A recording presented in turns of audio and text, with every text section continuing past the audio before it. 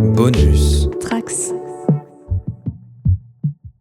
Dans les ténèbres d'un lointain futur, ou dans les royaumes mortels, c'est bien connu, il n'y a que la guerre. Mais il y a aussi des histoires, celles de celles et ceux qui découvrent le hobby et décident de faire leur propre version de Warhammer grâce à leurs figurines, à leurs peintures, à leur fiction et même à des événements en tout genre. Raconte-moi Warhammer, premier spin-off de Land Raider, s'intéresse à ces histoires en rencontrant des hobbyistes venus de tout horizon.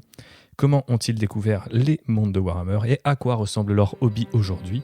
On en parle tout de suite avec Raph, un proche du Land Rider. C'est parti.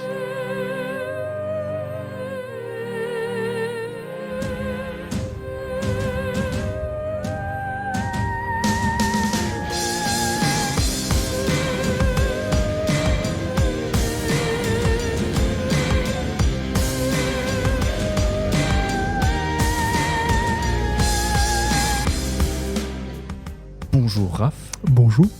Les auditeurs de notre premier podcast Outrider destiné à Star Wars te connaissent bien puisque tu as déjà inauguré sa formule spin-off Raconte-moi Star Wars, parce que oui, voilà, on est comme le Grand Capital et Hollywood, on clone jusqu'à plus soif. Tout à fait. Donc nous voilà tous les deux autour d'une table avec une petite rebier. On ne parlera pas de la marque parce qu'on m'accusera de faire du placement de produit, mais voilà, sachez qu'on se met bien pour parler aujourd'hui du hobby. Et de pas n'importe quel hobby, le hobby avec un grand H, celui de Warhammer. Et je vais te poser une première question. Quel est ton premier souvenir de ce fabuleux hobby ?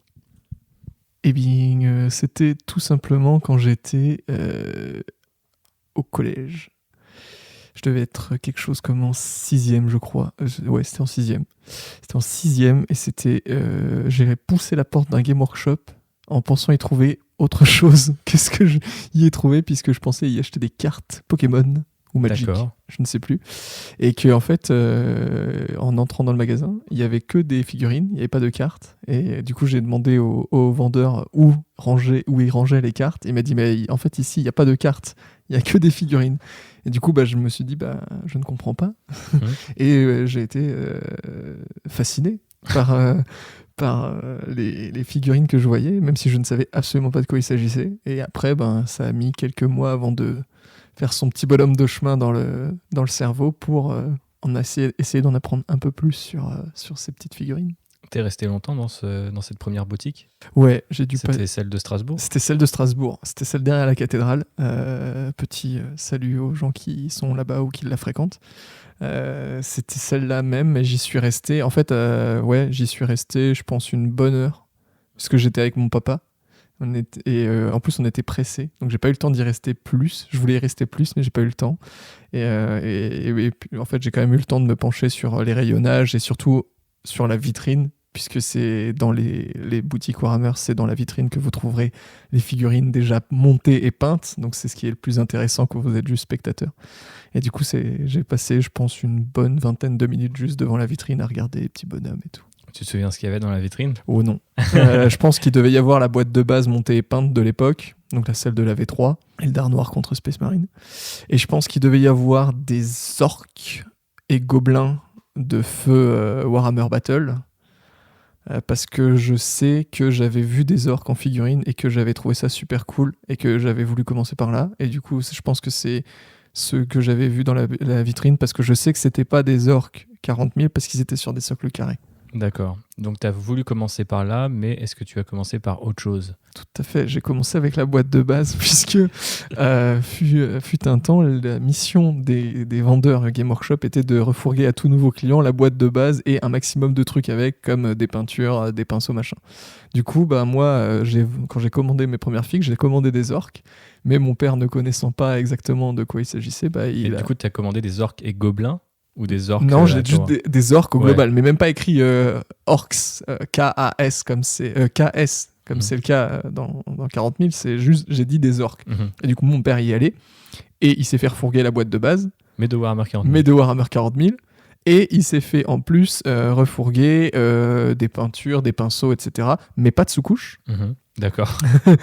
Et parce qu'en fait, il n'a pas su choisir entre sous-couche blanche et sous-couche noire. Donc, et vu qu'il ne savait pas, il n'a pas pris.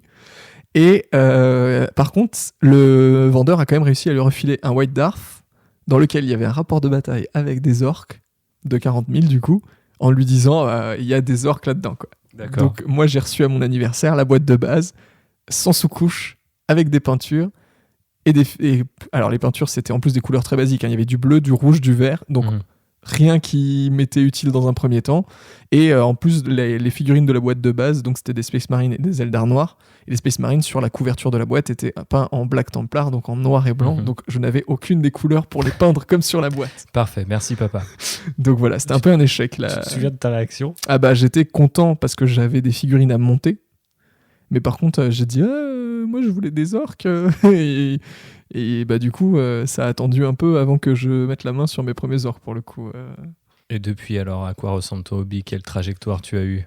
J'ai eu une trajectoire pas exactement en dents de scie parce que c'est pas vrai. J'ai toujours été relativement consistant dans les premières années du hobby, c'est-à-dire que j'y ai consacré pas mal de temps et d'argent pendant tout le collège jusqu'au tout début du lycée. Au début du lycée, j'ai stoppé pendant 2 ans environ. J'ai pas tout arrêté, c'est-à-dire que j'avais gardé quelques figues et tout, et de quoi peindre, etc. Mais je ne peignais plus, je n'achetais plus de nouvelles figues, et surtout, je m'intéressais pas trop à ce qui se faisait, ce qui sortait, etc. etc. Et ensuite est arrivé Vengeance Noire, Dark Vengeance, où là, par contre, à cause de toi, je suis retombé dedans. On a topé la boîte de base à l'époque en double pour avoir chacun notre partie Space Marine du chaos. Du coup, c'est la V6, c'est C'était ça? la V6, Dark ouais. Vengeance. Ouais, Dark Vengeance, c'était la V6. Et à partir de la V6, par contre, après, j'ai plus arrêté puisque j'ai repris 40 000 avec des fois des périodes un peu plus calmes où je peignais beaucoup moins parce que, étant un geek, entre le hobby, les jeux vidéo et d'autres passions, tu dois faire des choix et qu'à un moment donné, c'est compliqué. Mais par contre, j'ai au moins toujours gardé un œil sur les White Dwarfs, sur les sorties, sur ce qui se passait, sur quand Battle est passé à Age of Sigmar pour savoir qu'est-ce qui a été les choses comme ça. Etc. Mais t'as jamais eu de vrai Dark Age où t'aurais rejeté le hobby de manière active? Non, j'ai jamais rejeté le hobby. À un moment donné, comme dit, je m'en suis éloigné, j'ai revendu des figues, etc. Mais j'ai jamais dit je veux plus jamais jouer ou quoi, parce que c'était quand même trop bien, quoi. Est-ce que t'as quand même des souvenirs qui sont un peu moins lumineux que d'autres? Fin des années 2000, début des années 2010, où Game Workshop a eu un tournant assez sombre dans sa façon de gérer l'entreprise et leur gamme de figurines, où du coup les prix avaient augmenté vraiment drastiquement par rapport à ce qu'on connaissait quand on était plus jeune. Les sorties étaient pas du tout à la hauteur parce qu'ils avaient lancé Finecast, donc qui était leur résine spéciale, qui était un flop. Et en plus de ça, moi j'avais moins de moyens financièrement, donc je pouvais moins acheter de figurines, donc c'est aussi ce qui a aidé au fait que je me désintéresse un peu du hobby, c'est que j'arrivais plus forcément à y trouver mon compte. Et je sais que pour avoir échangé avec plein de gens qu'on connaît, toi et moi, ou même d'autres gens, que ça a été une période où pas mal de gens ont décroché du hobby cette période-là, parce que c'était un peu compliqué. Je pense que Game Workshop savait pas trop où est-ce qu'il voulait aller à ce moment-là, etc. Et de nos jours, alors, à quoi ressemble le hobby de Raphaël? Sur quoi il se concentre? Qu'est-ce que tu aimes le plus faire, etc. Et de nos jours, vu qu'on a un petit groupe, n'est-ce pas, de hobbyistes qu'on salue, acharnés, avec qui on discute sur Discord notamment, et qu'on se réunit une fois par an. Pour l'instant, en tout cas, on espère bientôt plus. Ouais, bientôt plus pour ce qu'on appelle le Ghoulfest. Du coup, ça me permet de rester très actif. Ça me permet de me concentrer à la fois sur Warhammer 40 000, qui est quand même mon jeu de cœur, puisque c'est celui par lequel j'ai commencé et qui est toujours mon petit bébé, mais aussi de m'intéresser beaucoup à Age of Sigmar et ses spin-offs, c'est-à-dire Warcry, parce que Underworld pour l'instant c'est pas trop ma cam, mais pourtant à la base tu cherchais des cartes. À la base je cherchais des cartes, mais trop de jeux de plateau pour Underworld. Mais ouais, ça me permet du coup de m'intéresser aussi à AOS et à Age of Sigmar et ses spin-offs, et du coup d'y trouver aussi mon compte, parce que je trouve que la gamme est très belle. Elle a beaucoup évolué depuis sa première version. Et puis en plus, comme dit, là on a testé le jeu il y a peu, n'est-ce pas? Il y a 2 jours. Effectivement, on a fait quelques games. Et on se rend compte que le gameplay est super intéressant, qu'il diffère de celui de 40 000 malgré des similitudes. Plus qu'on peut l'imaginer, je pense, d'un regard extérieur. Et en plus de ça, moi-même jouant une gamme de figurines qui est compatible dans les 2 jeux, c'est d'autant plus appréciable de pouvoir switcher d'un jeu à l'autre. Et du coup, en restant dans la même gamme de figues d'un projet à l'autre, c'est-à-dire que je peux finir une unité, de peindre une unité 40 000 et switcher derrière sur une unité Age of Sigmar en restant dans la même thématique et dans la même palette de couleurs. Donc ça, c'est chouette, quoi. Et donc cette grande armée qui d'ailleurs fait la transition entre Warhammer 40 000 et Age of Sigmar, c'est une armée dédiée à Nurgle. Tout à fait. Donc c'est le dieu des maladies. De la pestilence. C'est le dieu de la peste, l'un des dieux noirs, des dieux du chaos. Tout à fait. Est-ce que tu peux m'en dire un peu plus sur ton amour de Nurgle, parce que je crois qu'il ne date pas d'hier. Non. En fait, c'est assez drôle parce que donc depuis que je joue à Warhammer 40 000, j'ai dû faire je ne sais combien d'armées de Space Marine du chaos différentes. Et dans chacune, ou presque, j'ai à chaque fois fait une armée qui se concentrait sur un dieu. Donc j'ai commencé par Khorne, puisque Khorne c'est la violence, donc c'est ce qui attire le plus au début. Quand t'es adolescent et énervé, ça marche bien. Ouais. Et puis c'est peindre tes figurines en rouge, c'est pas très compliqué, quoi. Ensuite, je me suis orienté vers Slaanesh, parce que Slaanesh, j'aimais beaucoup à l'époque. C'était le concept des armes soniques, c'était tout nouveau, etc. Ça m'attirait vachement. Et ensuite, j'ai fait une armée orientée Nurgle, parce que je trouvais le dieu intéressant, parce que les schémas de couleurs en fait offraient des opportunités. On pouvait pas mal jouer avec les teintes de peau, le vert, etc. Bon, vu mes talents de peinture de l'époque, ça allait pas bien loin, mais c'était sympa. C'était le chapitre renégat de The Purge. Ouais.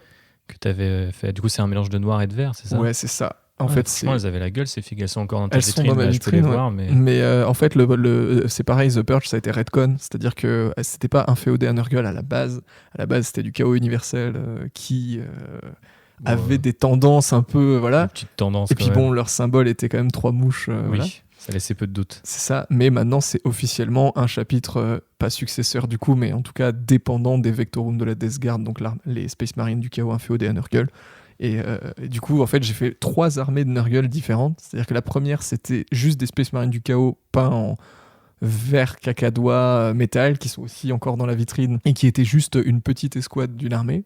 Ensuite, j'ai fait une armée de The Purge, mais qui n'est pas allé bien loin, parce que c'était d'ailleurs c'est pas allé bien loin parce que c'était la transition entre les anciennes peintures Citadel et les nouvelles peintures Citadel, ce qui fait que quand j'ai voulu poursuivre l'armée, eh bien je devais retrouver toutes les nouvelles références de couleurs, et ce qui a été ce moment un peu chiant, voilà, ce qui a été du coup un combat, et du coup j'ai abandonné, et du coup ma troisième armée de Nurgle, qui est celle que je fais aujourd'hui, donc Age of Sigmar, et à 40 000, puisque pour la V9 de 40 000 qui est sortie cette année, j'ai pris sur moi de commencer une petite force de la Death Guard, où je me suis dit que le schéma de couleurs que j'utilisais pour Age of Sigmar se fondrait à merveille, et du coup ça a plutôt bien marché pour le coup, donc ça marche plutôt bien. Parle-nous un peu de ce schéma de couleurs, parce que parmi notre petit groupe qu'on a dédicassé tout à l'heure, tu es un de celui qui utilise le plus, il me semble, les peintures contrastes. Donc c'est la dernière gamme de peinture en date pour Games Workshop et Citadel. Déjà, c'est quoi contraste pour les gens qui ne connaissent pas ? Alors pour les gens qui ne connaissent pas, les peintures contrastes, c'est des peintures nouvelle génération de Citadel qu'ils ont présentées comme une révolution.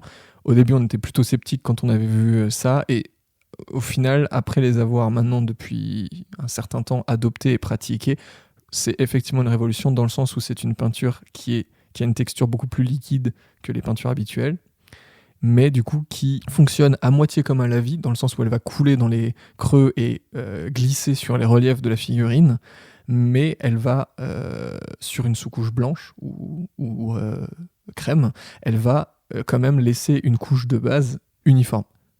Du coup, ça vous permet d'économiser du temps si vous êtes un peintre très débutant, c'est-à-dire que vous allez faire une sous-couche blanche et appliquer quelques couleurs contrastes, une seule couche suffit, ça va déjà couler dans les creux, donc ça va vous faire vos ombrages, et ça va déjà se refléter sur les parties saillantes, donc ça va plus ou moins éclaircir vos arêtes.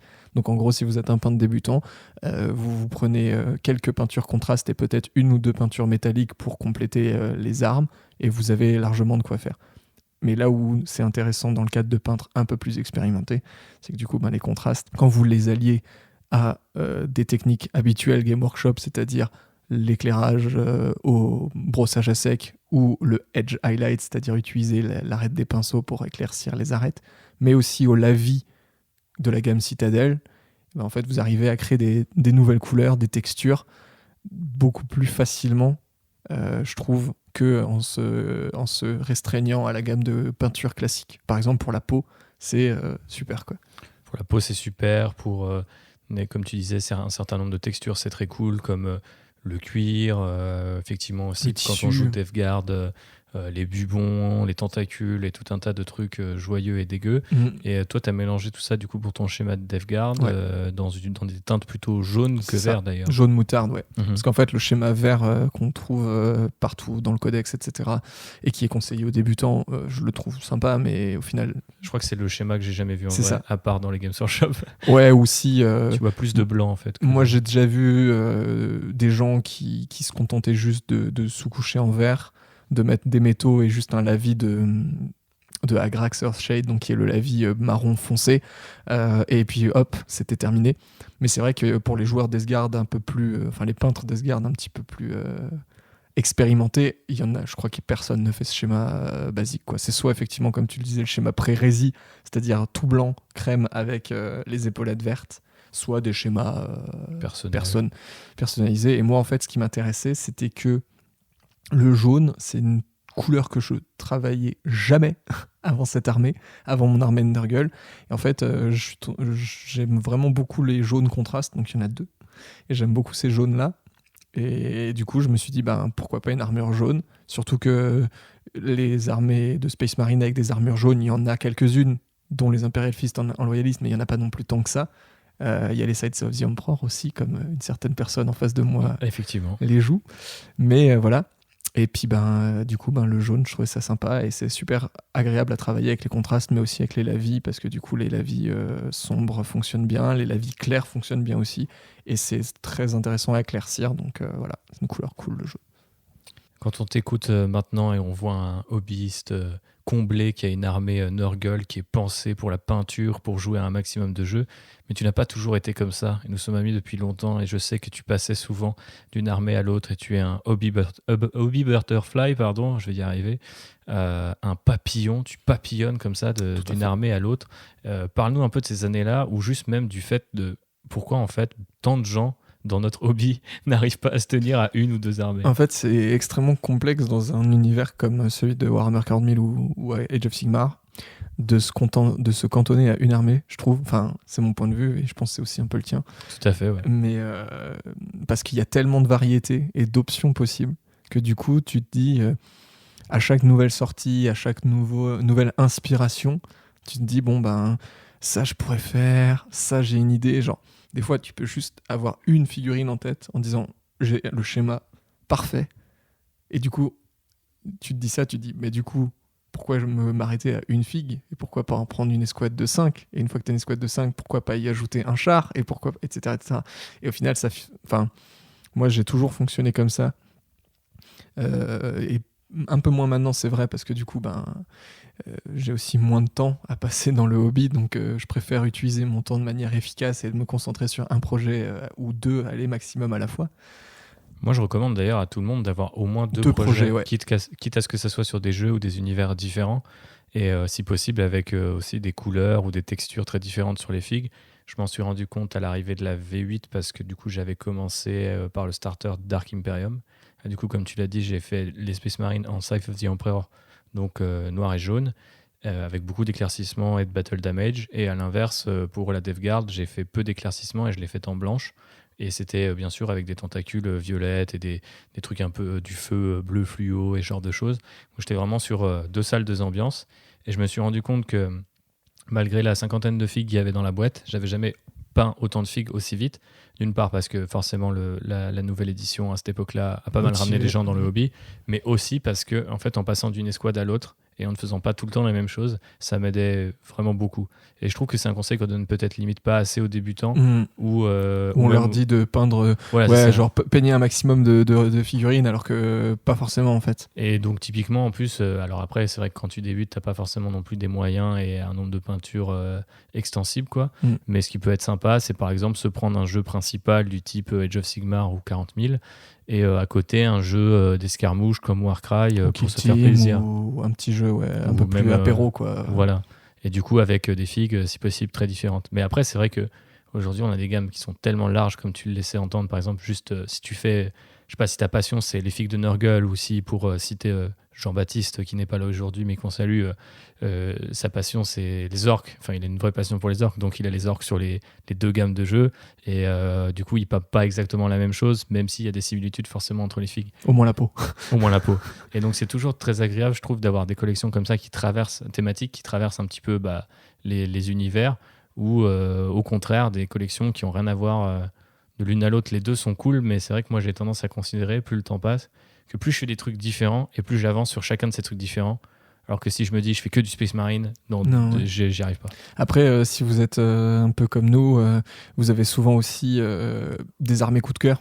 Enfin, moi je sais que je fonctionne aussi pas mal avec ça. C'est quoi ton armée coup de cœur alors ? Mon armée, en fait, il y en a. Non, moi, à jamais, ce sera les Space Marines du Chaos. Enfin, depuis ma première armée Space Marine du Chaos, je pense que ça restera à jamais les Space Marines du Chaos parce qu'ils représentent tellement de choses qui me plaisent dans Warhammer 40 000 que voilà.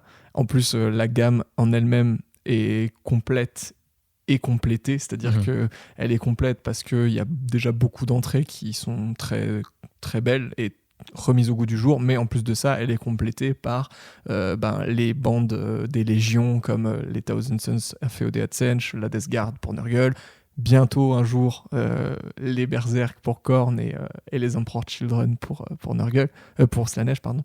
Mais du coup, c'est une gamme qui est très riche, donc qui a un fluff historique qui est beaucoup trop intéressant, puisque on peut aller aussi bien des bandes de guerre fanatiques qui vénèrent un dieu comme juste les simples renégats qui sont juste révoltés contre l'impérium, etc. Donc ça, c'est vraiment mon armée de cœur. Mais des armées coup de cœur, j'en ai un peu tout le temps, parce que en fait, l'univers, comme dit, est tellement riche que il suffit que vous lisiez un bouquin, un codex, un battle tome, un livre de règles, je sais pas quoi, et que vous ayez ne serait-ce qu'un paragraphe ou un encadré dans une page, ça vous donne déjà des idées d'armée, quoi. Enfin, ouais, c'est sûr. Potentiellement, l'imagination est sans limite à ce niveau-là, donc la moindre étincelle peut donner vie à une armée, quoi. Donc, ce que tu voulais dire, c'est que si tu as généralement déjà une armée coup de cœur, après, les autres projets deviennent secondaires ou gravitent autour de celui-là, quoi. C'est ça. Très bien. Et toi, ou alors, tu peux avoir un nouveau coup de cœur aussi, hein, parce qu'avec les sorties récentes et quand même assez récurrentes de Game Workshop, toujours plus récurrentes, on n'est jamais à l'abri que demain ils annoncent une nouvelle armée qu'on n'a pas forcément vu venir et qu'on tombe complètement sous le charme. Hein. Ça t'est arrivé ? Ça m'est pas vraiment arrivé. J'ai beaucoup de leurs sorties où je me suis dit waouh, c'est trop bien, mais il y en a pas encore eu une où j'ai dit je plaque tout et j'achète un start collecting ou la boîte Day One parce qu'il me le faut, quoi. Tu parlais tout à l'heure des morceaux de fiction qu'on peut trouver soit dans les livres de règles, sur les livres d'armée, ou même bien sûr chez Black Library quand on lit des romans, des nouvelles. Tout à fait. Est-ce que c'est un truc qui t'inspire encore aujourd'hui ou qui t'inspirait pendant un temps ? Tu te souviens un peu de comment... Moi j'ai tendance à séparer limite parfois les figues du lore ou du fluff comme on l'appelle dans le cas de Warhammer, mais il y a vraiment un truc qui te fait généralement passer encore plus du côté ghoul de la force, c'est Black Library, parce que tu as toujours les figues, tu as toujours les livres de règles, les livres d'armée, puis plus tu t'enfonces et plus tu découvres des séries souvent du coup de SF militaire ou de guerriers médiévaux fantastiques, mais il y a quand même un truc là-dedans qui, je trouve, te fait passer une étape dans le hobby, quoi. Moi je pense que l'étape intermédiaire entre ça, comme tu dis, c'est White Dwarf, qui du coup, en gros, t'as ton livre d'armée ou ton livre de règles, etc. Tu t'es un peu obligé de l'avoir parce que si tu comptes jouer avec ta faction ou même juste pour en savoir plus sur ta faction, tu l'achètes, quoi. Et je trouve que White Dwarf, c'est le truc entre les deux, dans le sens où tu l'achètes, t'es pas obligé de l'acheter, mais tu vas quand même en acheter un de temps en temps parce que y a des jolies figues, parce qu'il y a le palmarès du Golden Demon, parce qu'il y a un supplément de règles pour un truc obscur dont t'as besoin, etc. Et dans le White Dwarf, t'as souvent des bouts de fluff. Et du coup, des fois, t'as des trucs en mode ah, mais du coup, ce fluff, il a l'air cool et tout. Et là, t'apprends que dans le catalogue Black Library, t'as un bouquin dédié à la faction ou à l'événement, etc. Et là, tu franchis le pas. C'est la transmédialité. J'arrive jamais à le dire, ce truc. C'est comme ça qu'on dit ? Je pense. Je ne sais même pas. Mais bref, l'aspect transmédia de Games Workshop. Qui fonctionne plutôt bien, pour le coup. Splendeur. Ouais. Et du coup, toi, t'as lu des trucs qui t'ont marqué ou Ouais, moi j'ai lu... En fait, moi, ce qui m'a marqué, c'est le bouquin de règles V3. Donc j'ai commencé avec la V3, hein. Le bouquin de règles V3 parce qu'il était, c'était mon premier livre de règles. Et du coup, je découvrais le fluff de toutes les armées, puisque dans le livre de règles V3, il y avait toutes les armées, n'est-ce pas ? Il y avait l'intégralité des profils de chaque unité, de chaque armée. avec un Du moins celle de l'époque. du moins celle de l'époque, avec un petit paragraphe explicatif du rôle de l'unité dans l'armée, etc., etc. Donc c'était déjà un truc emblématique. Après, il y a eu genre, je saurais pas les citer, mais beaucoup de numéros de White Dwarf où il y avait des petits bouts de fluff qui étaient ultra efficaces. Je pense notamment à un qu'on a en commun avec une rencontre entre la Death Guard et les Imperial Fist qui était trop bien. Enfin, Super gore. super gore, et c'était une demi-page de fluff en plus, quoi, mais c'était trop bien. Est-ce que tu peux citer la phrase qui nous fait beaucoup il voulut maudire son ennemi, mais sa mâchoire tomba en morceaux. Quelque chose comme ça, ouais, je crois. C'est assez sombre. Et après, il y avait dans la Black Library, moi j'ai lu moins de livres que toi pour le coup, parce que déjà, par exemple, les Résidorus, qui est quand même le cycle principal de la Black Library, moi j'ai lu que quelques tomes par-ci par-là, j'en ai extrait les tomes qui m'intéressaient le plus. Mais c'est aussi comme ça que tu peux le consommer, c'est l'avantage de cette série.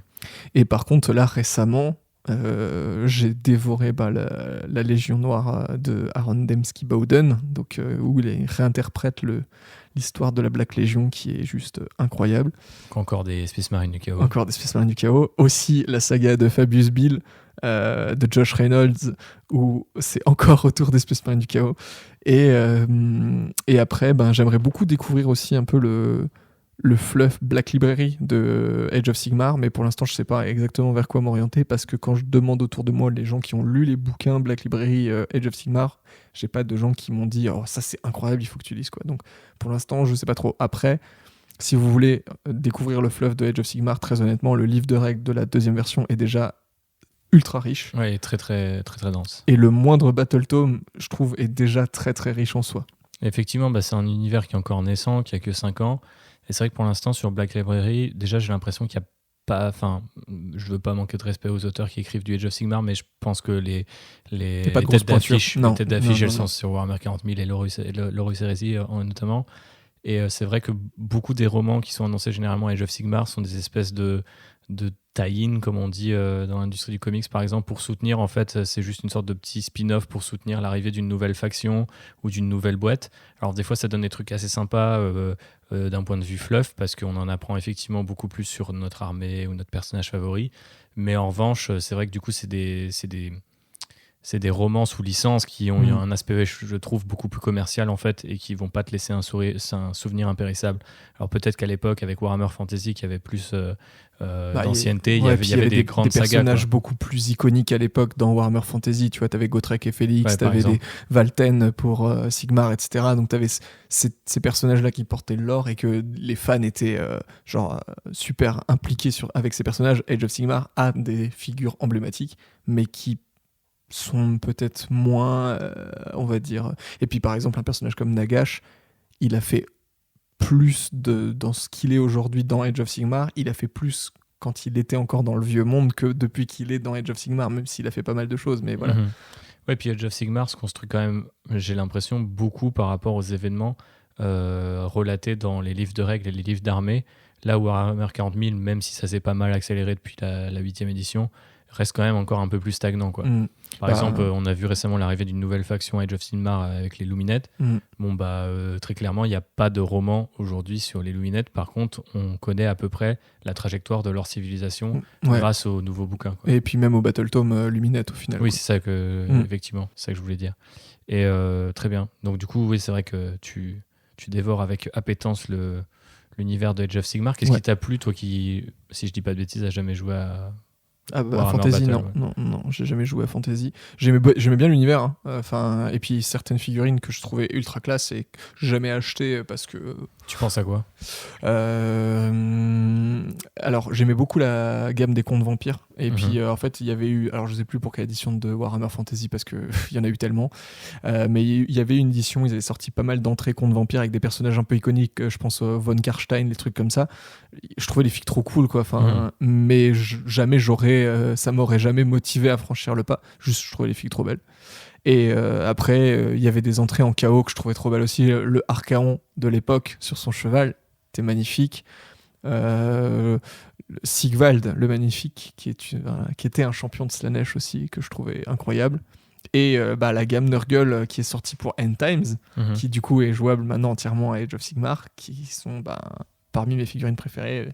Je pense au Putrid Blight King et tous les humains de Nurgle en fait de la gamme qui sont juste magnifiques et qui datent de la toute dernière édition de Warhammer Fantasy.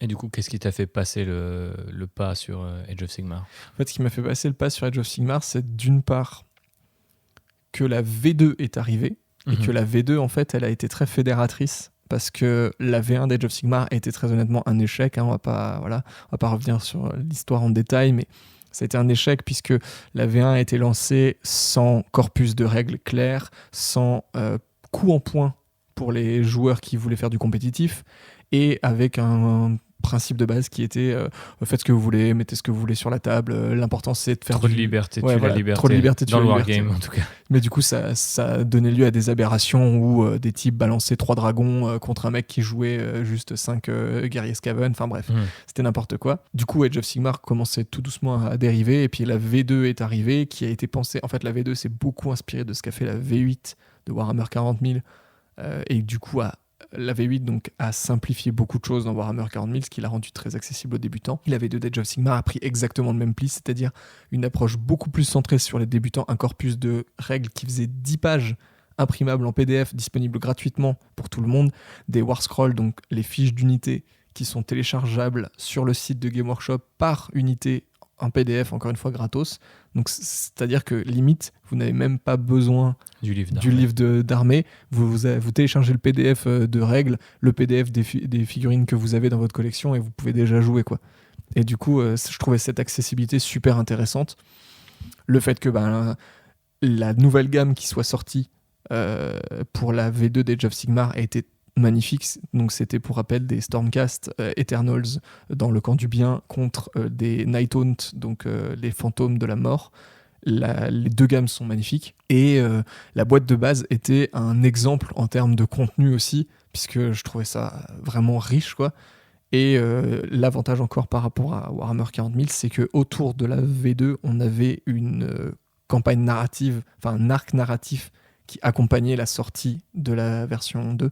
Alors certes, la V8 de 40 000 avait aussi une espèce d'arc narratif avec le retour de Mortarion, etc. Mais celui de Age of Sigmar a été suivi en fait à travers les sorties de figurines et les Battle Tomes qui sont sortis par la suite. Il y avait vraiment une poursuite de l'histoire que je trouvais super intéressante. Ouais, c'est la guerre des âmes, et c'est les âmes en tout cas une monnaie ou en tout cas un concept, une ressource qu'on retrouve dans tous les Battle Tomes qui sont sortis depuis, aussi dans les livres de campagne.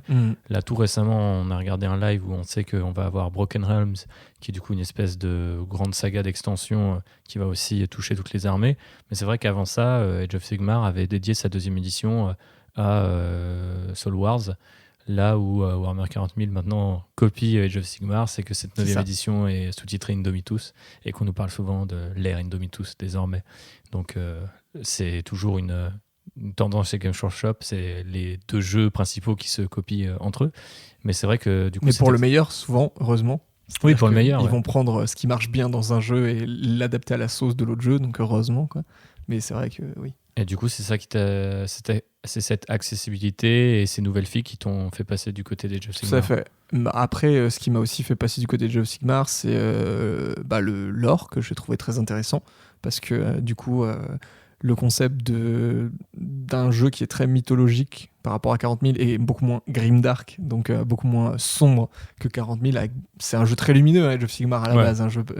Sigmar, c'est quand même un dieu très bienveillant, etc. Les Stormcast, donc les héros de Sigmar, sont quand même des entités de foudre, etc. Ils habitent à Azir, le royaume des cieux. Enfin, voilà, c'est très high fantasy, c'est très... Moi qui suis fan de l'univers de Warcraft et de World of Warcraft, etc., pour moi, ça s'en rapproche plus que le grimdark de 40 000, même si j'adore le grimdark de 40 000. Non, mais ça se complète bien. Mais ça se complète bien, c'est ça. C'était une bonne alternative, on va dire. Et en plus, Game Workshop montrait vraiment qu'avec cette version 2, ils avaient commencé à aller dans le bon sens, puisqu'ils regroupaient les factions un petit peu oubliées de la première ère dans des nouveaux livres d'armée. Ils sortaient de nouvelles figurines pour ces factions, et puis en fait, même sans avoir jamais joué au jeu, je trouvais que le jeu avait l'air intéressant. Donc je me suis dit pourquoi pourquoi pas commencer à collectionner une armée Age of Sigmar, même si j'y jouerai pas avant X temps, au moins quand le jour où je veux jouer, elle est prête et voilà. Maintenant, elle est prête et on a joué. Et du coup, si tu devais le comparer à Warhammer 40 000, puisqu'on a passé notre week-end à alterner entre les deux, qu'est-ce que toi, tu trouves que Age of Sigmar a en plus? Parce qu'on va pas revenir sur la V9 en détail, puisqu'on le fera sans doute dans un autre podcast aux côtés de JB, une fois qu'on aura fait quelques games. Ouais, bah, je pense qu'en fait, c'est 2 jeux complémentaires. Puisque je pense que on l'a encore vu là, hein, mais Age of Sigmar, c'est un jeu. Donc on a fait du 500 points Age of Sigmar et Warhammer 40 000. Et les 2 jeux, en fait, sont très différents dans le sens où Age of Sigmar, c'est un jeu qui donne moins de temps mort. Il y a beaucoup d'actions qui se passent sur la table et il y a beaucoup d'actions de la part des 2 joueurs. Et du coup, c'est un jeu qui est beaucoup plus immersif, je trouve. Tu prends plus de plaisir Enfin, tu prends plus d'implication à ce que tu fais et à voir en fait tes figurines. Et après, il y a aussi une légère simplification assez bienvenue, je trouve, par rapport à Warhammer 40 000, dans le sens où, vu que tous tes profils, tes règles, etc., sont souvent sur tes cartes d'unité, c'est assez intuitif et ça va assez vite. Ouais, c'est vrai que le fait, par exemple, qu'on ait une phase de héros qui, en gros, regroupe la phase de commandement et la phase psychique de Warhammer 40 000 désormais, ouais. Ça va beaucoup plus vite. Et comme tu dis, le fait que toutes les aptitudes de commandement, l'équivalent de ce qu'on appelle les stratagèmes, donc en gros, c'est des petites cartes que vous pouvez jouer pour faire une action spéciale avec telle ou telle unité à Warhammer 40 000, elles n'existent pas à Age of Sigmar, elles sont liées à une figurine. Donc c'est-à-dire que si vous ne jouez pas cette figurine, vous n'avez pas l'aptitude et donc quelque part vous vous emmerdez pas à retenir tout un tas de possibilités. Moi, ce que je trouve intéressant dans Age of Sigmar, du coup, c'est qu'il y a une partie, pas forcément aléatoire, mais il y a une partie stratégique et en tout cas une prise de décision qui est un peu allégée, je trouve, par rapport à Warhammer 40 000. Et Warhammer 40 000, surtout là, je veux dire, à l'heure actuelle, maintenant qu'on est en gros à la phase Indomitus plus Psychic Awakening, toutes ces extensions, on a quand même énormément de contenu dans lequel aller piocher. Et plus on a de contenu dans lequel aller piocher, plus à chaque fois qu'on touche une figurine pour pour la faire bouger, la faire tirer, la faire charger, on se dit attends, est-ce que je pourrais pas claquer cette aptitude-là ou ce stratagème-là, etc. Et en fait, Age of Sigmar, qui a maintenant la V2, elle a quoi, presque 3 ans? Ouais, elle est sortie en 2016. 2016? Non, peut-être non, 2017. Ouais. Donc 3 ans. Peut-être même 2018, non? C'était 2017 la V9 et c'était 2018 la V2. Et ouais, donc du coup, on sera bientôt sur les 3 ans de Age of Sigmar et je trouve qu'effectivement, alors bien sûr, si vous achetez tous les livres de campagne ou le manuel de général qui en gros est une mise à jour du jeu, vous avez plein de façons de jouer différentes qu'il faut intégrer. Mais si vous restez sur le jeu de base, il reste quand même beaucoup plus, je trouve, direct, beaucoup plus fluide en fait. Alors après, c'est vrai que ça se fait du coup au détriment d'un certain nombre d'options qui n'existent pas du tout à Age of Sigmar. Mais quand vous alternez les deux, mine de rien, on pourrait croire que c'est assez proche, les 2 jeux sont assez proches, mais quand vous alternez les deux, vous n'avez vraiment pas l'impression de jouer au même type de jeu. Age of Sigmar, quelque chose que je trouve assez intéressant, c'est qu'il y a beaucoup moins de tirs, puisque c'est quand même un jeu médiéval fantastique. Donc techniquement, des gens qui utilisent des armes à distance à cette époque, dans ce contexte-là, il y en a moins. Cette fameuse époque de l'âge de Sigmar. C'est ça. Du coup, la phase de tir en soi, elle est soit inexistante. Dans beaucoup d'armées, vous n'avez même pas d'unité de tir. Soit, quand elle est présente, elle est très courte. On est loin, en fait, de Warhammer 40 000 qui peut avoir des phases de tir en fonction des armées qui prennent énormément de temps et qui, du coup, est un temps mort pour le joueur dont ça n'est pas la phase. Oui, parce qu'on rappelle que du coup l'avantage du corps à corps, c'est que quel que soit votre tour, les deux joueurs jouent, puisqu'il y a toujours effectivement une contre-attaque face à la première attaque qui a été donnée. Et ça, c'est vrai que c'est agréable et que ça réduit les temps morts, les temps d'ennui en fait. Ouais. Donc on n'est pas non plus sur un jeu en phase alternée, donc on ferait figurine par figurine. Comme Warcry par exemple. Comme Warcry, mais c'est vrai qu'on a l'impression d'un peu moins s'ennuyer. Alors après, j'imagine aussi c'est parce qu'on y a joué à petit format. Mais d'un autre côté, à grand format, si tout de suite tu te mets sur la tronche à bout portant, forcément ça simplifie le jeu et ça le rend plus rapide. Sachant que comme tu disais, ce qui est intéressant aussi, c'est le côté que pour avoir telle aptitude, il faut tel général, enfin tel personnage, et que à petit format, on en a testé plusieurs et on a vu déjà que c'était intéressant. Et du coup, moi je trouve que ça donne envie d'en tester. Qu'à chaque partie limite, tu as envie de tester de nouveaux héros en fait, pour tester de nouvelles aptitudes, pour voir du coup la partie précédente j'ai testé tel héros, il a fait telle aptitude, c'était pas terrible, ou alors ouais c'était sympa, mais j'aimerais bien voir du coup qu'est-ce que ce héros là il apporte à mon armée sur la table quoi. Ouais, tout à fait. Mais c'est peut-être une piste d'évolution pour Warhammer 40 000, maintenant que j'y pense, que des stratagèmes qui soient réservés à une seule unité soient notés sur la fiche d'unité, Tout c'est peut-être simplement. pour éviter que tu sois perdu. Moi, je sais que une grande partie de mon temps, encore une fois en V9, se passe sur ces 4 pages de stratagèmes à choisir lequel est le bon, savoir où est celui dont j'ai le souvenir, mais dont la description m'échappe, etc., etc. C'est vrai qu'à Age of Sigmar, tu te dis, bon, bah voilà, mon chef il fait telle option, il a telle aptitude, et tout est sur la même feuille. Ça permet vraiment de tuer cette hésitation. Voilà pour notre petite phase Age of Sigmar. Ça me fait penser à une question que je voulais te poser, qui était de savoir comment tu initierais quelqu'un au hobby aujourd'hui. C'est-à-dire pas forcément le présenter ou comment tu le vendrais à quelqu'un, mais vraiment comment tu l'initierais au sens où quelqu'un qui connaît vraiment rien à ça, qui débarque chez toi dans ton salon et qui voit les petites figues, qu'est-ce que tu lui racontes pour pas qu'il fuit en courant? Ouais, je pense que faut être assez direct. Tu vois, dans la présentation, faut expliquer, en gros, bah voilà, c'est un hobby avec des figurines à monter, à peindre soi-même, ça prend du temps, c'est un hobby qui prend du temps. C'est-à-dire que si tu trouves ça intéressant et si juste d'apparence, tu trouves ça joli ou stylé ou ce que tu veux, et que tu as envie de te lancer dedans, bah go. Par contre, première mise en garde, c'est quelque chose qui prend du temps, et que du coup, si tu as déjà d'autres hobbies dans ta vie et que tu as une infime portion de ton temps à consacrer à ça, bah, tu peux y aller, mais tu pourras peut-être pas autant te faire plaisir que d'autres hobbies en tout cas.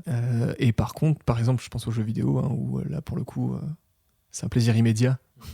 C'est toujours une opposition entre plaisir immédiat et plaisir prolongé.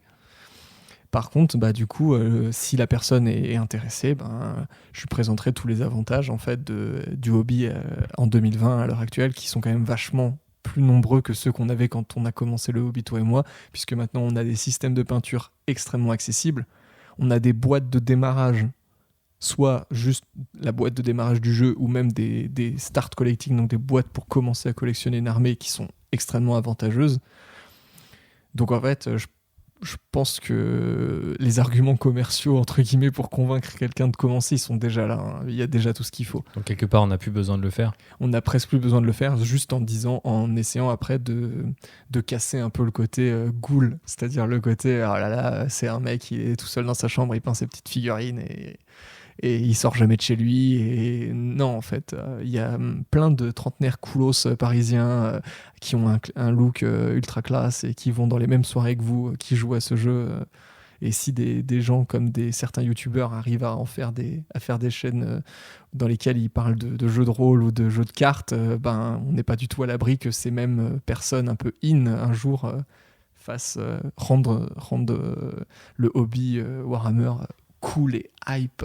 Effectivement, bah après, c'est vrai que la pop culture étant dominée désormais par la culture geek au sens plus large, moi j'ai l'impression il y a quelques années que ma forme de gaullisme, ma passion pour Warhammer peut éclater enfin au grand jour. Bah ouais. Là où elle restait encore l'un des derniers bastions, tu sais, d'inquiétude en fait. C'est-à-dire que T'avais un peu honte, quoi, tu sais, genre ouais, un c'est ça, peu, c'était un peu pas difficile. vraiment honte, mais plutôt un peu ma passion inavouable, quoi. Ouais, Genre, il y a un côté comme ça, il y a un côté, les gens débarquent chez toi et ils voient les figurines sur les étagères, ils font mais qu'est-ce que tu fais en fait, tu vois. Alors qu'aujourd'hui c'est plutôt en mode bon bah les gens vont tous voir des films Marvel, jouent tous aux jeux vidéo, etc. Jouent maintenant aux jeux de rôle, popularisés par plein de chaînes YouTube et d'autres réseaux sociaux en tout genre. Donc forcément un type qui peint ses figurines, c'est toujours assez impressionnant quand même, je pense. Mais c'est vrai que ça paraît beaucoup moins particulier, enfin ou voire en étrange. fait, ouais, c'est le côté peinture, je pense, qui est le plus impressionnant à l'heure actuelle. Mais d'un autre côté, Du hobby en général, parce que si tu ne faisais que jouer, par exemple, si t'achetais des figues pré-peintes et que tu jouais avec, je pense que les gens ils diraient ah ouais, c'est un jeu de plateau ou c'est un jeu oui, de voilà. société. Là, en fait, le concept de faire soi-même, c'est le dernier bastion impressionnant du hobby. C'est si je veux commencer, il faut que je fasse. Enfin, tu vois, c'est le côté implication personnelle. Et justement, ça me fait me rappeler ce que je voulais rebondir sur un des trucs que tu as dit, qui est super intéressant, qui est plaisir immédiat contre plaisir prolongé. Ouais. Et je pense que cette implication personnelle, pour moi, tu le résumes avant même que j'ai à en débattre avec toi, mais c'est ça qui génère ce plaisir prolongé. Pardon. Mais je voulais savoir, du coup, c'était quoi un petit peu ta définition de pourquoi tu considères que le hobby est un plaisir prolongé. Et comment ça s'exprime en fait, tout Bah, simplement dans ta vie de tous les jours, quoi, du c'est coup. simple en fait, si j'ai juste envie de décompresser et de focaliser mon esprit ailleurs dans un laps de temps assez court, je vais allumer ma console ou mon ordi et me faire une partie de X jeux. Mais si j'ai envie vraiment de relâcher la pression et de prendre du temps pour moi, et ben je vais peindre, tu vois. Et la peinture, ou le jeu, hein, mais vu qu'on a plus souvent l'occasion de peindre que de jouer, la peinture et le montage, etc., c'est des temps off très importants dans lesquels tu peux t'investir émotionnellement et psychologiquement, dans le sens où c'est du plaisir parce que tu fais une activité qui te plaît, donc de base ton cerveau il est content, et en plus de ça il y a toujours cette sensation du travail fait ou bien fait, ça c'est votre définition, mais le fait de faire quelque chose soi-même avec ses propres mains et d'être fier du résultat, c'est une sensation extrêmement gratifiante. Et du coup le fait de faire ton armée petit à petit, figurine par figurine, unité par unité, t'es toujours content quand tu rajoutes dans la vitrine ta dernière figurine terminée et que tu passes à la suivante. Et tu as ce plaisir longue durée dans le sens où tu repasses devant ta vitrine tous les jours. Et puis tu rejoues Et ces figues. Tu rejoues ces figues. Tu leur ajoutes des camarades. Tu la présentes à tes potes qui jouent aussi et qui disent oh, c'est trop cool. Ou alors genre ouais, celle-là j'aimerais bien la voir, etc., etc. Donc tu as aussi l'émulation qui est vachement importante, qui contribue aussi au plaisir. Tu vois, le fait d'avoir une émulation importante et d'avoir des gens autour de toi qui partagent la même chose et qui sont en mode ah ouais, moi j'aime trop ça, genre ah ouais, moi j'aime trop ça et tout. C'est aussi du plaisir quelque part parce que tu dis ah je suis pas tout seul, tu vois. Mhm. Mais je vais peut-être faire une remarque de vieux con. Est-ce qu'il n'y a pas aussi le simple fait que ça soit physiquement là, près de toi, tu vois? Parce qu'aujourd'hui, tu peux avoir une sensation de dingue, c'est enivrant de pexer sur ton jeu vidéo préféré et pouvoir mettre l'armure que tu veux ou sortir le gun le plus stylé de la bande. Après, quand tes potes sont sur Discord et jouent avec toi, ils sont en mode « Waouh, t'as réussi à débloquer ça, c'est génial !» Et quelque part, tu ressors et, enfin, tu vois, surtout aujourd'hui, surtout après le confinement ou tout un tas de trucs. Alors, le confinement a tendance à pousser les gens plus vers, autant vers le hobby que le jeu vidéo. Mais ce que je veux dire, c'est qu'il y a vraiment un truc de, à partir du moment où tu éteins ta console, ça n'existe plus, quoi. Tu vois, si tu fermes ton PC, ça n'existe plus non plus. C'est là, quelque part, sauvegardé sur un serveur. Mais quelque part, le jour où le jeu n'existe plus, tous tes efforts, c'est un peu comme s'ils disparaissaient. Alors que là, je regarde ta belle vitrine. Je vois tous des efforts de plusieurs années et combinés et qui fait que je visualise quelque part ton plaisir. Mais en fait, le jeu vidéo, par exemple, tu vois, c'est quelque chose, pour moi, c'est plutôt, je considère ça plutôt après comme des bons souvenirs. Dans le sens où quand tu as fini un jeu et que tu l'as aimé, tu t'en souviendras probablement un paquet de temps. Il y aura sûrement des moments qui t'auront marqué, une musique, etc. Mais c'est des bons souvenirs, tu vois, c'est des souvenirs. Les figurines, c'est plus que des souvenirs, puisque c'est non seulement effectivement des souvenirs parce que telle figurine, t'as galéré à la peindre, ou l'achat, dans la condition dans laquelle tu l'as acheté, c'était un truc particulier, un anniversaire. Sa première partie, etc. Voilà, tu vois. Mais ça continue à être plus que du souvenir parce que tu peux y revenir, en fait. Et ça, c'est super cool.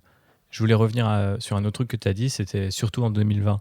Et c'est vrai qu'aujourd'hui, on sait que Games Workshop met à notre disposition un certain nombre d'outils et de boîtes pour démarrer, mais qu'on est aussi entouré d'un certain nombre de chaînes et de médias, dont celui-ci, où on s'exprime aujourd'hui, qui soit aident les gens à rester dans ce hobby, soit, j'ose espérer, les inspirent ou simplement leur filent un petit coup de pouce quand on veut. Toi, qu'est-ce que tu penses de toute cette scène-là et de ce qu'on entend sur les chaînes YouTube, sur les réseaux sociaux, parce que récemment, avec le hashtag Warhammer Community mis en place par Games Workshop eux-mêmes, on voit quand même beaucoup de trucs qui nous inspirent, qui nous aident à tout simplement créer des figues toujours meilleures, quoi. En fait, moi, je trouve qu'il y a un bon côté, un mauvais côté. Le bon étant étant beaucoup plus important que le mauvais. Le bon côté, c'est que du coup, ça démocratise vachement le hobby, qu'il y a plein de gens qui s'y intéressent alors que pas du tout avant ça, qu'il y a plein de gens qui sont inspirés, comme tu disais, parce que tu vois défiler des trucs, des figurines, des conversions, même des gens qui écrivent leur propre fluff, quoi. Enfin, il y a vraiment tout et n'importe quoi, et c'est trop bien, parce que du coup, les gens, ils se motivent entre eux, ils partagent. Il y a aussi le côté que ça rend ça plus facile d'accès pour les néophytes, parce qu'ils ont des ressources qu'ils peuvent consulter, parce qu'ils ont des icônes entre guillemets auxquelles s'identifier, ils ont des personnalités qui peuvent suivre, etc., avec qui ils peuvent échanger, que ce soit des youtubeurs ou des influenceurs francophones, mais aussi tout le staff de Game Workshop via Twitter, où ils sont très accessibles, où tu peux discuter avec eux presque par message privé interposé, etc. Et le mauvais côté que je vois là-dedans, par contre, c'est... mais ça, c'est typiquement francophone. Enfin, je le perçois comme très francophone. C'est la mainmise du milieu compétitif sur le hobby en général. C'est-à-dire que du coup, il y a, dans les gens qui parlent du hobby en France, il y a une majorité des gens qui en parlent, qui pratiquent le hobby de manière compétitive. Donc, on sort un petit peu du côté loisir et on part plus sur un côté presque sportif. Et je comprends tout à fait qu'il y a des gens qui trouvent leur kiff là-dedans, puisque, enfin, je veux dire, c'est comme un jeu comme Magic, le jeu de cartes, ça peut être un passe-temps entre potes, comme ça, il y a des championnats du monde, etc. Donc il y a toujours un côté compète. Mais du coup, ce côté compète, moi je trouve qu'il prend pas mal de place, en ligne en tout cas, et que du coup, il y a des jeunes joueurs, ou pas forcément jeunes, mais en tout cas des joueurs inexpérimentés, qui ont peur de se lancer dans le hobby à l'heure actuelle, parce que il y a cette omniprésence de la scène compétitive, et du coup ils vont se dire ah mais c'est pas pour moi, parce que il faut X barrière, quoi. Il faut, parce qu'en fait on te présente la chose comme un prérequis nécessaire, alors que pas du tout, hein, mais c'est juste que la façon dont c'est présenté, c'est genre pour jouer telle armée, il faut que tu investisses dans tel truc, pour peindre telle figurine, il vaut mieux que tu achètes telle peinture. Et que du coup, en fait, le choix que nous, on a eu quand on a commencé le hobby, où c'était moins démocratique, mais du coup, c'était beaucoup plus en mode fais ce que tu veux, c'est parti, quoi.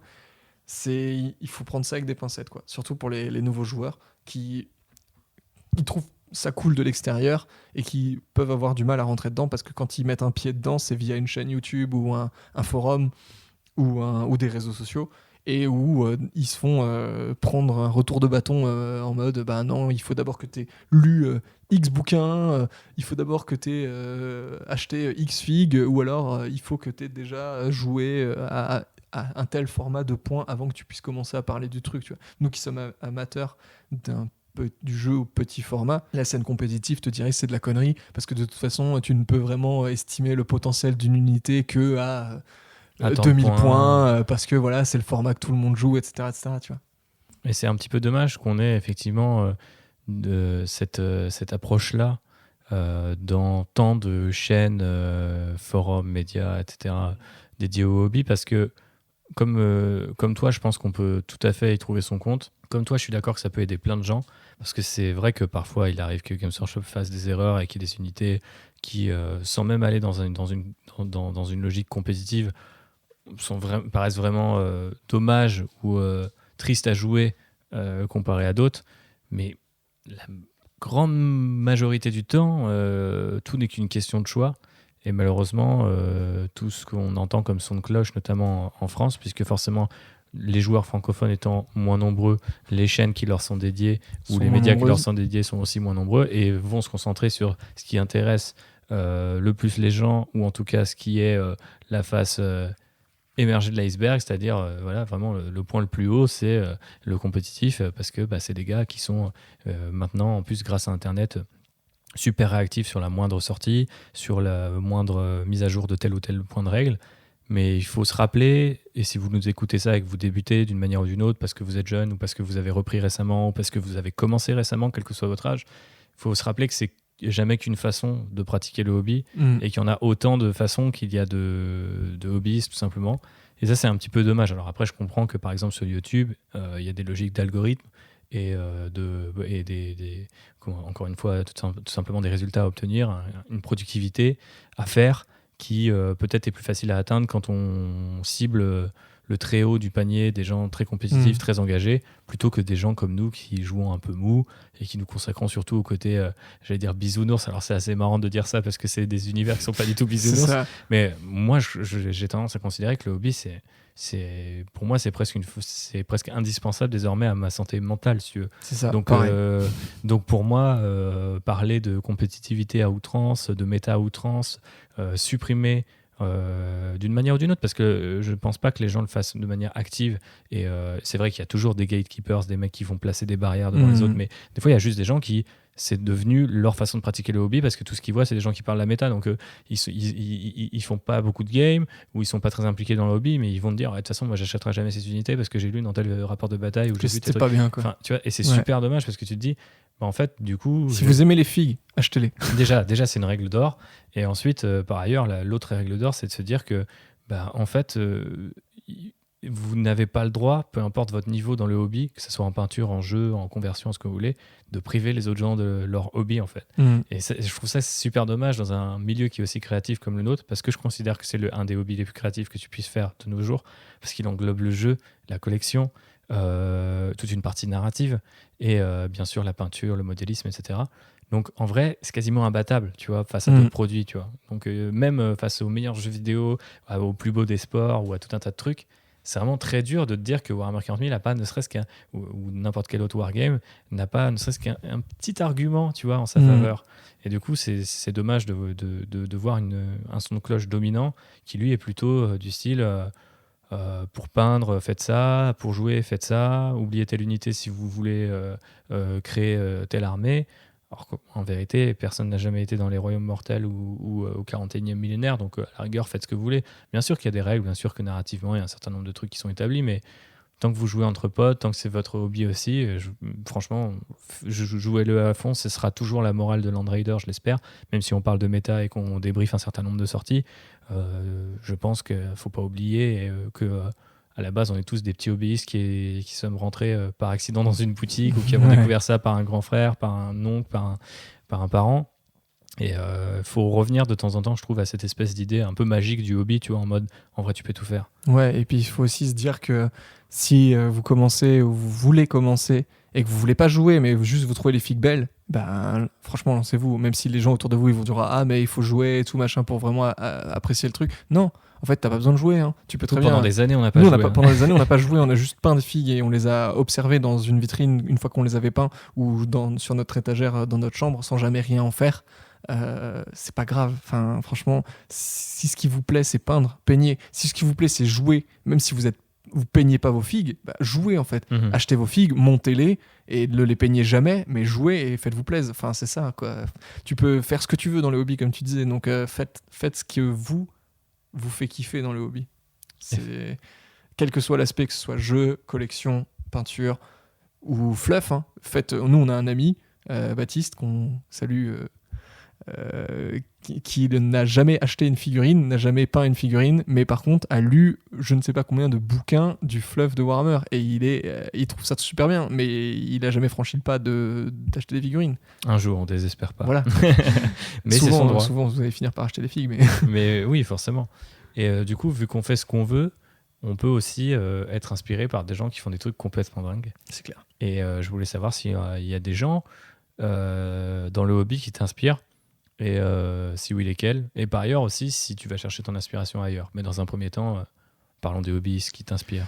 Alors les hobbies qui m'inspirent, déjà tu peux compter quasiment tout le staff de Warhammer Community parce qu'ils font tous en fait ils ont tous un style particulier. Franchement, ils ont quasiment tous leur style, que ce soit Wade Price, que ce soit Nick Bayton, que ce soit Chris Pitch. Bon, Chris Pitch est quand même un pro de la conversion, etc. Mais ils font des trucs super cool. Donc déjà, eux, c'est une grande source d'inspiration. Après, désolé de te couper, mais est-ce que c'est déjà pas une des grandes forces du hobby que d'avoir les gens qui représentent une marque, parce qu'il ne faut pas oublier que c'est un business, soit aussi des influences énormes sur toi. Ouais. C'est-à-dire que pour moi, je sais pas, on adore Star Wars, on va prendre l'exemple de notre deuxième podcast. J'adore Rian Johnson, mais je peux pas vraiment me dire fan de Kathleen Kennedy ou de son style, tu vois. Et à l'inverse, je sais pas, j'aime bien acheter des chaussures, des sneakers stylés, mais je suis pas en mode ah ouais, tel designer Nike, c'est un ouf, tu vois. Ouais. Genre j'adore comment il porte ses chaussures. Bah non, il peut jamais porter il peut les designer, mais il portera les mêmes que toi, tu vois. Et ça c'est super enivrant aussi, tu vois, de pouvoir se dire que les gens qui représentent ces univers sont aussi les gens qui t'inspirent et qu'il n'y a pas de limite. Enfin, il y a beaucoup de gens qui refusent d'avoir des contacts avec Games Workshop ou qui considèrent qu'ils veulent garder leur distance, que je respecte tout à fait. Mais c'est vrai que du coup, voir tous ces gens employés par Games Workshop qui est encore en Angleterre, à Nottingham, etc. Les voir vivre là-bas, les voir kiffer leur meilleure vie, parce qu'en vrai, ça a l'air d'être très cool. C'est clair, ça a l'air d'être cool. Du coup, c'est super inspirant, quoi. Et d'ailleurs, qu'ils soient anglais ou pas, parce qu'il y a plein de Français là-bas Ouais, et on les salue. on en Et connaît. il y en a quelques-uns qui nous écoutent, donc on leur fait des bisous. Mais ouais, il y a ces mecs-là, c'est déjà assez incroyable. Je pense que si tu te mets à suivre toute la team, et pas que Community d'ailleurs, hein, je disais Warhammer Community, mais il Games faut aussi, Workshop, j'allais dire, faut aussi aller faut aller fouiller un petit peu les mecs un petit peu plus sombres du staff Game Workshop qui sont moins publics. Ils font aussi des trucs incroyables, ou les mecs ou les nanas hein, d'ailleurs, parce que je pense à Laura, donc @Pegastix sur Insta / Twitter. C'est une nana qui est vidéo éditor pour Warhammer et elle fait des trucs incroyables, des conversions des de malades. conversions de fou. Elle fait et puis il y a aussi comment elle s'appelle, j'ai oublié son nom, mais elle avait peint un sphinx avec des ailes. Ah ouais, je vois de qui tu parles, mais j'ai plus son Elle nom bosse non plus. aussi pour Warhammer, j'ai plus son nom, mais elle fait aussi elle fait beaucoup des figurines avec des couleurs très très vives, des palettes un peu rainbow comme ça. Après il y a Mengel Miniature, donc qui est un Tyler Mengel. Tyler Mengel, qui a de temps en temps il a une colonne sur Warhammer Community parce que c'est un Peintre assez c'est un connu. peintre assez connu, puis il a son blog hobby aussi dans lequel il fait pas mal de choses. Donc qui est un mec qui peint des armées avec des schémas très simples mais très efficaces, et surtout qui accorde une grande dimension à l'aspect narratif de ses armées. Donc il se lance pas dans 60 armées, par contre dans les armées dans lesquelles il se lance, il a à chaque fois il écrit du fluff, il écrit ses propres trucs, etc. Et sinon il y a tous les artistes qui ont fait les illustrations de Warhammer depuis que je suis petit, c'est-à-dire je pense à Karl Kopinski, Wayne England, Mark Gibbons, enfin il y en a tellement, Kev Walker, les mecs qui bien souvent en plus illustraient sur Magic à côté univers dont je suis fan aussi. Tu étais un noble doublement complet. Bah, c'est ça, parce que souvent t'as tes illustrateurs préférés qui se retrouvent sur les deux tableaux, donc c'est super quoi. Mais ces mecs-là, qu'ils soient décédés ou encore vivants, c'est voilà, tu peux. Et puis après, aussi les sculpteurs, hein, puisque des mecs comme Jess Goodwin par exemple ou Juan Diaz chez Game Workshop qui ont donné lieu à parmi les plus belles sculptures de la gamme, enfin des gammes. C'est incroyable de voir ceux qui bossent encore, en tout cas pour Game Workshop aujourd'hui, de voir ce qu'ils produisent maintenant. C'est fou, quoi. Complètement dingue. Et justement, puisque tu parlais des figues et des sculpteurs, je voulais peut-être terminer par une série de petites questions rapides, mais savoir quelles étaient par exemple tes figurines préférées. On parle vraiment, si on reste vraiment sur la figue elle-même.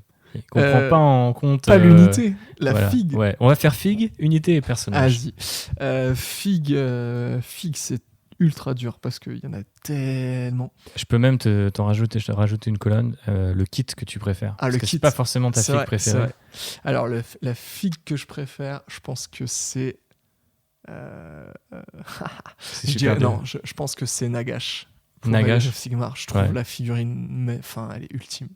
J'aimerais beaucoup la peindre un jour, mais vu le taf que ça demande, ça sera peut-être un jour. T'as réussi à faire un grand immonde, le plus grand des démons de Nurgle. Et là où je t'envie, c'est que j'ai jamais fait, en plus de 15 ans de hobby, j'ai jamais fait une grosse pièce. C'est la deuxième. Dragon, c'est la deuxième pièce de cette taille-là que je fais. Ma première, c'était un Trigon Tyrannide. Ah ouais, donc c'est vrai que toi t'enchaînes. Hein, et la deuxième, un Guo, comme on dit dans le milieu. Et il était vachement plus sympa à peindre, par contre, que le Trigon. Parce que le Trigon, je suis resté dessus quasiment 3 mois. Ah ouais, quand même. Donc ouais, je dirais Nagash, figue préférée, parce que le kit est ouf, la pose de la figue est folle, le charisme de la figue est incroyable. Et puis le fait que tu puisses le mettre avec son épée, avec son bâton et tout. Et puis dans le lore d'Age of Sigmar, c'est quand même un dieu. Le pouvoir jouer un dieu, c'est cool. C'est l'un des intérêts d'Age of Sigmar quand même, de jouer des dieux, des demi-dieux ou des réincarnations de dieux. C'est ça. C'est vraiment très très chouette d'avoir ça sur une table de jeu, quel que soit le format d'ailleurs, hein, techniquement, même si c'est parfois un petit peu casser la méta justement que de ramener Nagash tout de suite sur la table, mais c'est vrai que c'est un sentiment qui est super, super plaisant et presque enivrant. C'est clair. Qu'en est-il de ton unité préférée ? Mon unité préférée... Donc un truc qui contient plusieurs figues. Okay, ouais, c'est ça. Mon unité préférée, alors, je prends une unité historique, même si maintenant elle est un peu... elle a un peu le cul entre deux chaises, puisque c'est les Noise Marine. Mmh. qui maintenant existe. Le kit existe toujours, mais il est en vente par correspondance exclusive. Il y a une partie des pièces, c'est de la résine, une autre partie, c'est du plastique, donc c'est un kit un peu hybride, etc. Mais en fait, ce kit est sorti pour le codex V3 des Space Marines du Chaos. Et quand le kit est sorti, je trouvais c'est un kit de Space Marine du Chaos classique où il y a juste quelques pièces supplémentaires qui à l'époque étaient en métal. Donc de quoi faire un champion un peu personnalisé, 3 têtes un peu personnalisées, 4 têtes, quelques épaulières et 2 armes soniques et un pactage dorsal. Et du coup, en soi, c'est pas ouf, mais je trouvais, pour moi, c'était la première matérialisation des Marines, des Noise Marines, donc des Space Marines du Chaos qui se servent d'armes soniques pour se battre. Et je trouvais ça trop cool en fait d'avoir un kit pour pouvoir les matérialiser. Ouais, surtout qu'à l'époque, il y a eu des armées Emperor Children autour de ce kit qui étaient dingos. Aujourd'hui, tu te dis, bon, ils ont des espèces de guitares et des espèces de gros canons avec des grilles d'enceinte à la place vraiment du tube, quoi. Mais putain, je me souviens plus de son nom, mais c'est un Français qui avait cette superbe armée Emperor Children. Qui était dans un White Dwarf. Ouais, noir, et qui affrontait, je crois, les corneux de, il me semble que c'était Bruno Rizzo, ouais. Je suis même pas sûr. Et il fait partie, je crois, du blog des Couzes. Ouais, tout à fait, vous pouvez le retrouver là-bas. À Morbach, qui est sculpteur chez Game Workshop. Et ouais, tout à fait, il a une armée d'Emperor Children qui est incroyable. Son nom m'échappe, mais elle est assez folle, et il l'a mis en plus il y a quelques années. Il a refait des figues plus récentes et tout, en partant notamment sur du Stormcast, mais il a réussi à conserver vraiment l'esthétique de sa bande, avec à la place du rose des Emperor Children vraiment une espèce de violet pâle, super beau. Et à l'inverse, il y a une autre armée à laquelle je pense, c'était dans un White Dwarf, ça c'était sans doute des Anglais. Lui était vachement dans le rose, limite fluo. Les mecs, ils avaient des crêtes bleu ciel. Il utilisait comme couleur contrastante pour les arêtes un turquoise. Qui contrastait vachement avec le rose, et c'était trop bien. Enfin, je sais que c'était trop beau. Vraie dinguerie. Et s'il vous plaît, si vous trouvez cette armée, si vous avez le White Dwarf qui contient cette armée, regardez-la une deuxième fois en fait, et essayez de vous resituer dans le contexte de l'époque, parce que à l'époque on avait beaucoup moins de moyens qu'aujourd'hui en termes de conversion, et le mec arrivait à quand même faire en sorte que chacune de ses figues soit convertie à 10 000 degrés. Enfin, je me souviens qu'il y avait des bits de taux, de Deldar et tout. Enfin, ça allait vraiment très très loin, quoi. Et c'était magnifique. On attend juste maintenant une ressortie des Emperor Children. On a une pensée pour Jean-Baptiste qui attend, je pense, encore plus que nous, la ressortie de ce kit. Mais il semblerait qu'il aurait bientôt des mortels Age of Sigmar à se mettre sous la dent, aussi dédiés à Slaanesh. Avec le live de révélation qu'on a eu ce week-end, on a vu des jolies choses pour Slaanesh. Effectivement. Et le kit favori, je pense que c'est un kit que j'ai eu 2 fois. C'est le kit des Putrid Blight King de Age of Sigmar, ce sont les guerriers mortels de Nurgle. C'est un kit de 5 figurines, et les options de personnalisation sont incroyables, parce que vous avez, je crois, 12 torses différents pour 5 figurines, et vous avez à chaque fois au moins 2 voire 3 paires de bras par figurine, plus je crois qu'il y a pareil une quinzaine de têtes différentes. Le genre de kit bien fourni qui te permet de faire beaucoup de conversions, du kit bashing. Je pense que tu peux acheter le kit 3 ou 4 fois et avoir tes escouades de 5 mecs qui sont différentes à chaque fois, quoi. Ouais, c'est les meilleurs kits, ça. Et un perso pour finir, peut-être. Et un perso qu'il vienne du lore d'ailleurs, ou qu'il ait déjà une figue. Et un perso pour finir, je dirais. Difficile ça, parce que j'en ai tellement. Enfin, il y en a eu tellement. Mais je pense que ce serait le champion de l'empereur. Champion de l'empereur. Ouais, parce que c'est une figue qui m'a mis qui, nostalgiquement parlant, elle restera toujours au haut du podium, puisque comme dit, quand je vous ai parlé de ce White Dwarf que j'ai reçu à mon anniversaire avec ma première boîte, il y avait dedans effectivement un rapport de bataille entre les orques et les Black Templars pour la campagne Armageddon, et il y avait en face des orques le champion de l'empereur, première édition, sculpté par Juan Diaz. Donc il avait une figurine qui tenait son épée à 2 mains devant lui comme un vrai chevalier, et cette figurine était incroyable. Ouais, elle est dingue. Et le personnage, en fait, que à l'époque je n'avais aucune idée de qui était ce espèce de croisé et tout machin, et maintenant que j'en connais beaucoup plus sur le lore et que je connais le concept autour du personnage, je trouve le concept très très cool. Donc si jamais vous ne savez pas, c'est donc un chevalier Space Marine qui avant était réservé aux Black Templars, maintenant il se matérialise dans d'autres chapitres Space Marine, et en fait il est investi de la volonté de l'empereur avant le combat, et donc il se transforme en une espèce de guerrier fanatique inspiré par la volonté de l'empereur directement. Ce qui fait qu'il est souvent seul, puisqu'il est guidé par la volonté de l'empereur sur le champ de bataille, et il défonce les ennemis de l'empereur en son nom, et je trouve ça C'est incroyable. une sorte de chevalier errant, en fait. C'est ça, mais à mi-chemin, en fait, entre une figure un peu mystique, parce que en fait, on sait maintenant que quand on prie l'empereur beaucoup trop, ben, il se passe des choses, un peu comme quand vous priez les dieux du chaos, vous mutez, ou voilà, ben, quand vous priez l'empereur, vous avez aussi, par exemple, vous résistez à la lave en fusion ou des choses comme ça. Et le champion d'empereur, en fait, il incarne un petit peu ce fanatisme au dernier degré, c'est-à-dire qu'il vénère tellement l'empereur qu'il en devient presque pas un saint, mais pas tout à fait, quoi. Sur ces belles paroles, nous allons nous quitter, mon cher Raph. Mais avant ça, je voulais te demander où les gens qui s'intéressent de près ou de loin au hobby peuvent te retrouver. Ils peuvent me retrouver. Alors, s'ils veulent s'intéresser à mes figurines, il faudra qu'ils me suivent sur Instagram principalement, puisque c'est là où je poste le plus de contenu. Donc, je suis sous @RaphRyan, RAPHRYAN, tout attaché. Nice. Et si les gens veulent me suivre pour d'autres choses que les figurines, mais quand même un peu de figurines, ce sera sur Twitter, donc à @Raph_BHR, puisque je crois que c'est celui-là en date. Et donc là, je parle pas mal de Warhammer quand même, mais pas que. Pas que. Donc les gens auront des petites surprises. Voilà.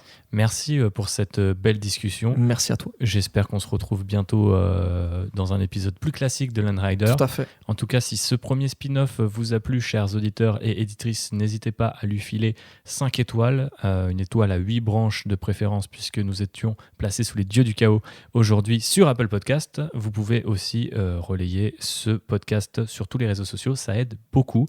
Si vous vous retrouvez dans le parcours de Raph ou notre discussion, encore une fois, le meilleur moyen, c'est d'en parler à vos potes, à votre propre groupe Discord si vous en avez un, ou à votre groupe de jeu.